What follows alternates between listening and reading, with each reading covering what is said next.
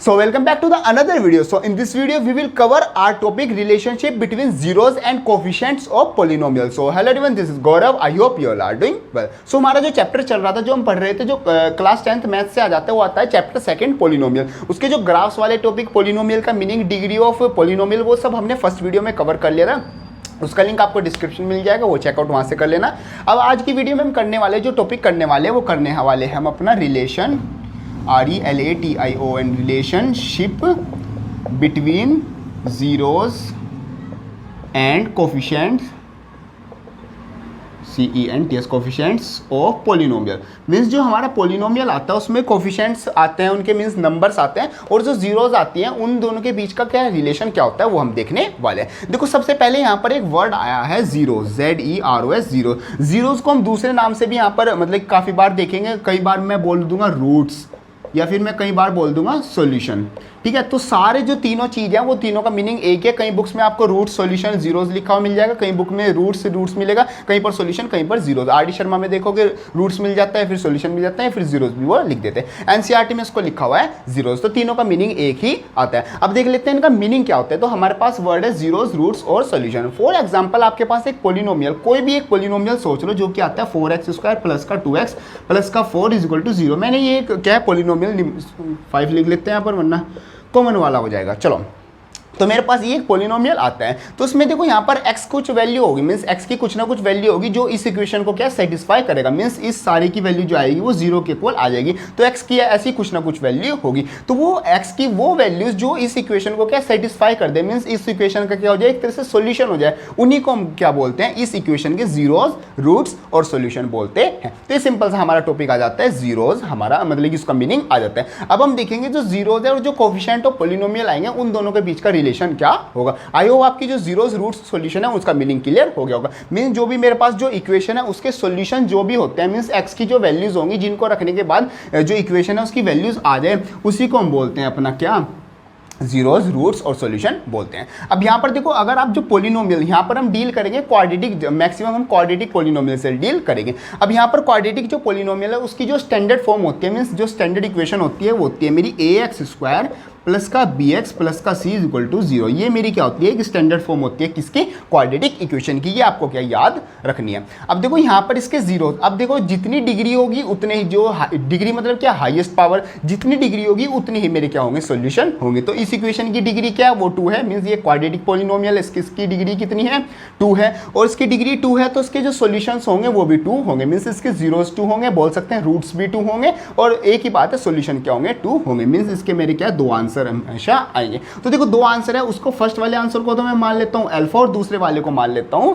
Beta. Means जो first x की value आएगी जिसको रखने के बाद ये सब कुछ 0 के इक्वल आ जाएगा, वो अल्फा है। और एक और वैल्यू रखने के बाद जो सब इसको सोल्व करेगी 0 के इक्वल आ जाएगा, उसको मान लेता हूं वो मेरी वैल्यू क्या है, बीटा है।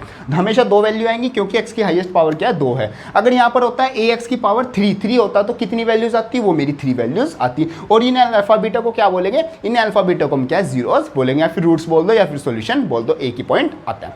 अब देखो यहाँ पर आता है relationship between zeros and coefficients of polynomial. Coefficient क्या है, कोफिशिएंट मेरा ये a, b और c, इनको हम बोलते हैं कोफिशिएंट्स। और जो अल्फा और बीटा है ये मेरी आ जाती हैं जीरोस। इन दोनों का क्या निकालेंगे, हम रिलेशन निकालेंगे। सिर्फ आपके पास 2 रिलेशन है। पहला जो रिलेशन आता है वो आता है सम ऑफ जीरोस। आप क्या है, जीरोस को क्या प्लस करना है, तो जीरोस को प्लस करेंगे। जीरोस कौन सी, एक अल्फा है और एक बीटा है, तो अल्फा प्लस आपको क्या करना है, बीटा करना है। जब आप दोनों सम को, मीन्स अल्फा मीन्स जो जीरोस हैं, जो रूट्स हैं, जो सॉल्यूशन है, उन दोनों को जब आप प्लस करोगे तो वो हमेशा किसके इक्वल आएगा, वो हमेशा -b/c के इक्वल आएगा। बाकी जब एक एग्जांपल करेंगे तो और अच्छे से क्लियर हो जाएगा। बाकी अभी समझो कि पहला जो रिलेशन है वो है सम ऑफ जीरोस, मीन जो भी मेरे दोनों आंसर्स आए हैं, सॉल्यूशंस आए हैं, उन दोनों को अगर मैं प्लस करूंगा तो जो प्लस करके जो मेरे पास आंसर आएगा 1 2 3 5 6 कुछ भी जो मेरा आंसर आएगा वो हमेशा मेरा -b/c के इक्वल होगा। और इसमें जो b और c हैं वो मेरे कोफिशिएंट्स हैं एक पोलिनोमियल के।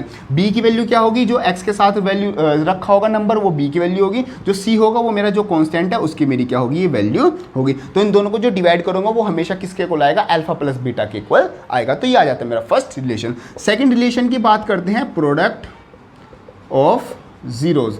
प्रोडक्ट ऑफ जीरोस का मतलब है जीरोस को प्रोडक्ट कर दो। जीरोस कौन सी है, अल्फा बीटा। तो अल्फा को जब मैं बीटा से मल्टीप्लाई करूंगा तो मेरा हमेशा किसके इक्वल आएगा, मेरा हमेशा ये हो गया था -b/c, ये आ जाएगा c/a।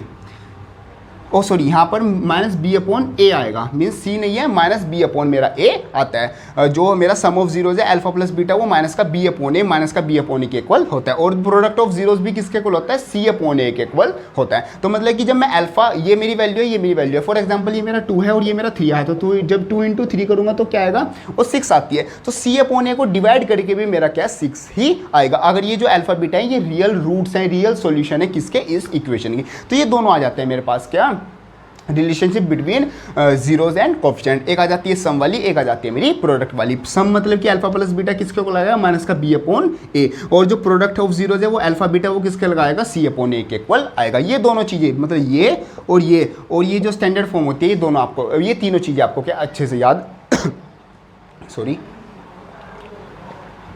ये तीनों चीज़ें आपको क्या बहुत अच्छे से याद होनी चाहिए। चलो इसके कुछ सॉल्यूशन, कुछ एग्जाम्पल चेकआउट करते हैं जिससे आपकी सब कुछ क्लियर हो जाएगा कि हम किस चीज़ के बारे में बात कर रहे हैं और हमें मतलब एग्जामिनेशन में जो क्वेश्चन है वो किस तरीके से करना है। चलो जी, आपकी जो एनसीईआरटी है आप अपनी एनसीईआरटी की बुक निकाल के अपने सामने रख सकते हो, क्योंकि जो एग्जाम्पल है वो हम एनसीईआरटी का ही पहले करेंगे, क्योंकि इसमें अच्छे बेसिक लेवल के आपको अच्छे अच्छे एग्जाम्पल दे रखे हैं। चलो जी, पेज नंबर 30 निकाल लो आप अपना,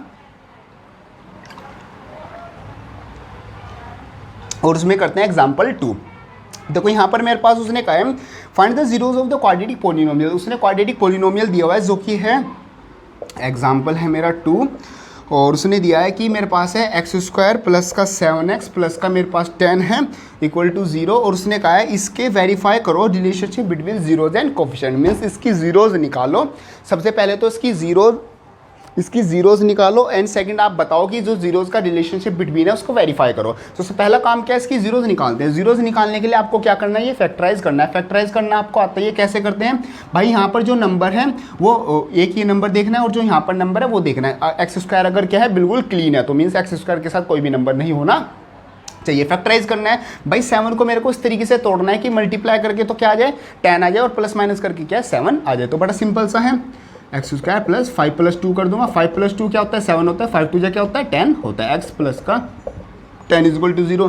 भाई एक्स स्क्वायर आ गया, प्लस का ये 5x लिख सकता हूँ, उसको 2x लिख सकता हूँ, प्लस का 10 इज इक्वल टू 0। सिंपल सा पॉइंट भाई, इन दोनों में से अलग ले लो, इन दोनों को अलग ले लो। इसमें से क्या लिख सकता हूँ, x कॉमन ले सकता हूँ, यहाँ पर बन जाएगा x प्लस का 5, उधर क्या लिख सकता हूँ 2 कॉमन ले सकता हूँ, x प्लस का 5 मेरा ये बच गया। भाई यहाँ से मैं x प्लस का 5 अलग निकाल सकता हूँ और x प्लस का 2 मेरा अलग से बच जाएगा, और इक्वल मेरा 0 चल ही रहा है। यहाँ से मेरी x की वैल्यू कितनी आ गई, -5 आ गई, और मेरी x की वैल्यू क्या आ गई, -2 मेरी वैल्यू आ गई। तो मेरी दो वैल्यू सिंपली आ गई। हाँ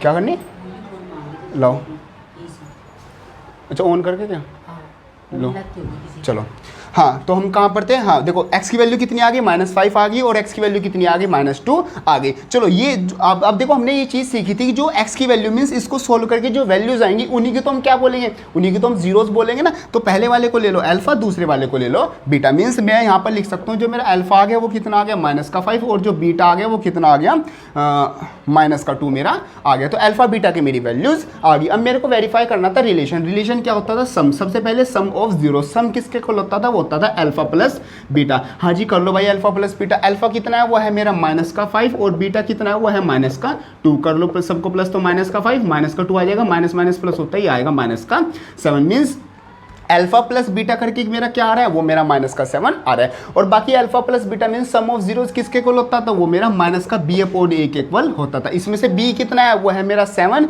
और तो वो हो जाएगा -7। a कितना है, a है मेरा, अब भाई यहाँ पर कुछ नहीं है तो यहाँ पर 1 मान के चलेंगे, तो ये है मेरा 1। तो ये किसके इक्वल आ गया, ये मेरा -7 के इक्वल ही आ गया। तो एक तरीके से क्या हो गया, वेरीफाई होगा कि अल्फा प्लस बीटा करके जो सॉल्यूशंस थे उनको प्लस करके भी -7 आ रहा है, और जो माइनस का b/a होता है, सम माइनस का b/a के इक्वल होता है, वो इक्वेशन के अकॉर्डिंग वो भी कितना आ रहा है, -7 आ रहा है। तो यहाँ पर मेरे पहले जो सम वाली प्रॉपर्टी थी वो भी वेरीफाई होगी। तो इस तरीके से आपको सिंपल ये करके दिखाना है, जब भी वो वेरीफाई करें पहले सॉल्यूशन निकालो। अगर उसने सॉल्यूशन दिया है तो वेल गुड, और अच्छा आपका थोड़ा सा काम बच गया। पहले वाले को अल्फा, दूसरे वाले को बीटा मान लो, फिर सम लिखना है अल्फा प्लस बीटा करो, और फिर माइनस का b/a आपस में हमेशा क्या इक्वल ही आएंगे, अगर आपने ये पार्ट सही किया है तो।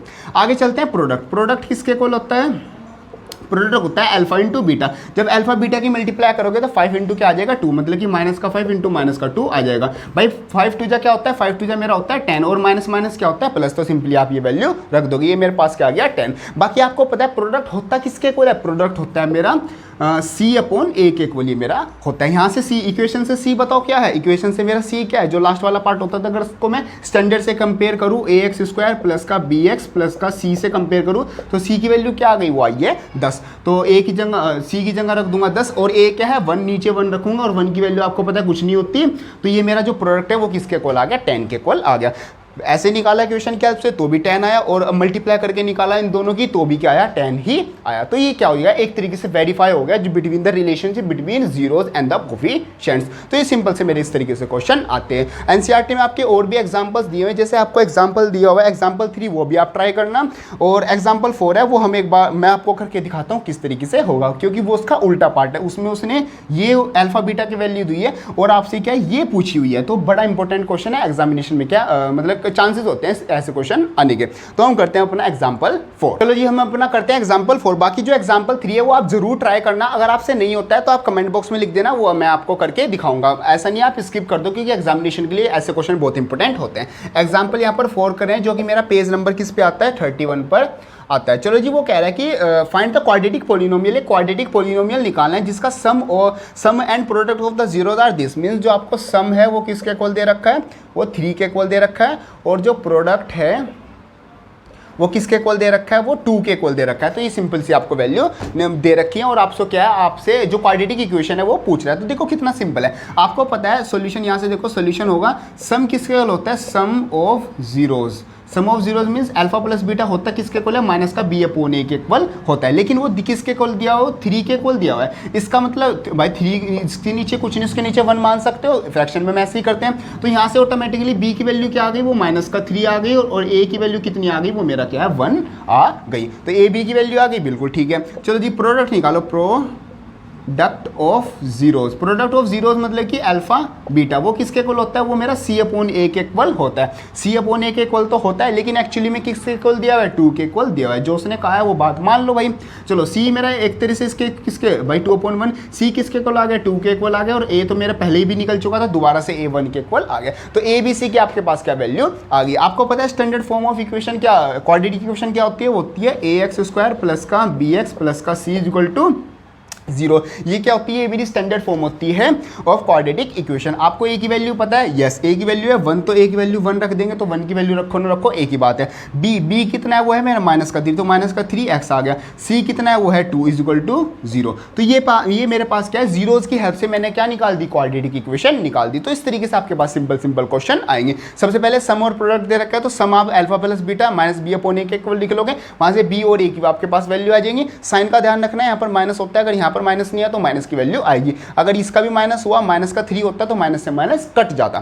फिर प्रोडक्ट निकालो कि प्रोडक्ट ऑफ जीरोस क्या होता है, अल्फा बीटा। सिर्फ अल्फा बीटा लिखने के नाम का है, यहाँ पर भाई सी अपॉन ए होता है, यहाँ से सी की और ए की वैल्यू आ जाएगी। आपकी जो स्टैंडर्ड फॉर्म होती है, जो हमने स्टार्टिंग में वीडियो के स्टार्टिंग में देखी थी, वो होती है ए एक्स स्क्वायर प्लस का बी एक्स प्लस का सी इज इक्वल टू 0 होती है। यहाँ पर ए बी सी की वैल्यू रखो और आपके पास जो आपकी क्वाड्रेटिक इक्वेशन है उसकी वैल्यू आपके पास क्या आ जाएगी। बाकी एक मतलब कि एक नॉर्मल फॉर्म में लिखने के लिए हम इसको एक्स स्क्वायर माइनस का 3x प्लस का 2 इस सारी को क्या के से मल्टीप्लाई करके लिखते हैं। बाकी के उधर जाएगा तो अपने आप ही ऑटोमेटिकली 0 हो जाएगा। तो चाहे आप ऐसे लिख दो चाहे आप ऐसे लिख दो, दोनों आपके आंसर क्या है बिल्कुल ठीक आते हैं। तो ये सब आ जाता है मेरा relationship between zeros and coefficients of polynomial, ये सब आपके एग्जांपल्स आ जाते हैं। बाकी आपके पास एक एग्जांपल आता है 5। एग्जांपल 5 आपका कुछ अलग चीज नहीं है, बाकी एग्जामिनेशन में जो एग्जांपल 5 है ऐसे इसमें लिखा हुआ है note for the examination point of view, लेकिन कई बार ये मतलब टेस्टों में तो मैंने देखा है आता हुआ, तो ये क्वेश्चन एक टेस्टों में आ जाता है। बाकी जो एग्जांपल 5 है वो आप ट्राई करना, फिर आपसे नहीं होता है तो मेरे को बताना, मैं आपको यहाँ पर क्या है बोर्ड पर करके दिखाऊंगा। जो आपकी एक्सरसाइज आ जाती है 2.2 जो कि पेज नंबर 33 पर आते हैं,